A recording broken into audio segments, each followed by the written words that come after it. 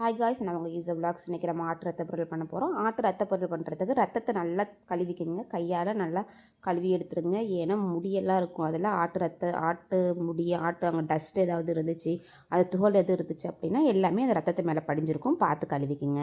கழுவி எடுத்த பிறகு நம்ம தேவையான அளவுக்கு 2 வெங்காயம் வெட்டிக்குங்க. நான் 2 வெங்காயம் வெட்டிக்கிட்டேன். பிறகு நான் ஒரு மூடி தேங்காய் திருவி எடுத்துருக்கேன். சரிங்களா? நீங்களும் ஒரு மூடி தேங்காய் எடுத்துக்கோங்க. அப்புறம் தவாவில் எண்ணெய் விட்டுக்குங்க. எண்ணெய் விட்டு இப்போ நம்ம தாளிப்பு ரெடி பண்ணணுங்க. தாளிப்பு ரொம்ப சிம்பிள் தாங்க. சோம்பு, சீரகம், அதுக்கப்புறம் கடுகு, உளுத்தம்பருப்பு, பச்சை மிளகாய், கருவேப்பிலை, அவ்வளோதாங்க. இதை மட்டும் முதல்ல போடுங்க. போட்ட பிறகு அடுப்பில் நல்லா சிம்மில் வச்சு எல்லாம் பொரிஞ்சு வர வரைக்கும் வெயிட் பண்ணுங்கள். வெயிட் பண்ண பிறகு நம்ம இப்போ நறுக்கி வச்சுருக்கிற வெங்காயத்தை சேர்க்கணுங்க. நறுக்கி வச்சுருக்க வெங்காயம் நல்லா பொன்னிறமாக மாறணும். பொன்னிறமாக மாறுறதுக்கு நம்ம என்ன பண்ணணும் அப்படின்னா, கொஞ்சம் சால்ட் ஆட் பண்ணுவோம் இல்லைங்களா? நீங்கள் தேவையான அளவுக்கு உப்பு சேர்த்துக்குங்க. சேர்த்துட்டு கருவேப்பிலையை போட்டு நான் இந்த தாளிப்பை முடிச்சிட்டேன். இந்த தாளிப்பை நான் சிம்மில் வச்சுட்டு என்ன பண்ண ஆரம்பிச்சிட்டேன் அப்படின்னா, இது வதங்குற வரைக்கும் நான் வெயிட் பண்ணேன். ஏன்னா நான் ரத்தத்தை கழுவி மட்டும்தான் வச்சுருக்கேன். இன்னும் நான் ரத்தத்தை கரைக்கலை. ஸோ இந்த கேப்பில் நான் என்ன பண்ணுறேன், ரத்தத்தை நல்லா கரைச்சி எடுத்துட்டேன். நல்லா பார்த்து கரைச்சிக்கோங்க. நல்லா சாஃப்டாக கரைச்சி எடுத்துருங்க, கட்டி இல்லாமல். அப்போ தான் நமக்கு சீக்கிரம் வேகும், நல்லாயிருக்கும், குயிக்காக ரெடி ஆகிடும். சரிங்களா?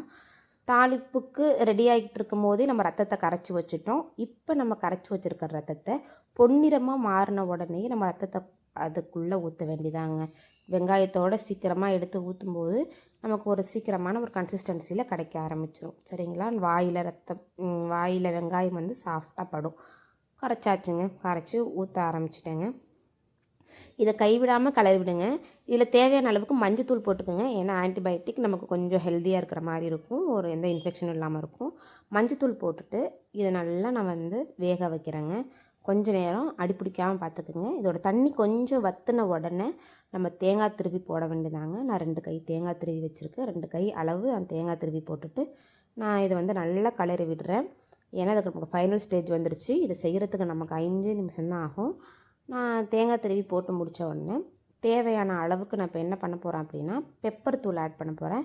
நான் இதில் உங்களுக்கு காமிக்கல, நீங்கள் பெப்பர் ஆட் பண்ணிக்கோங்க.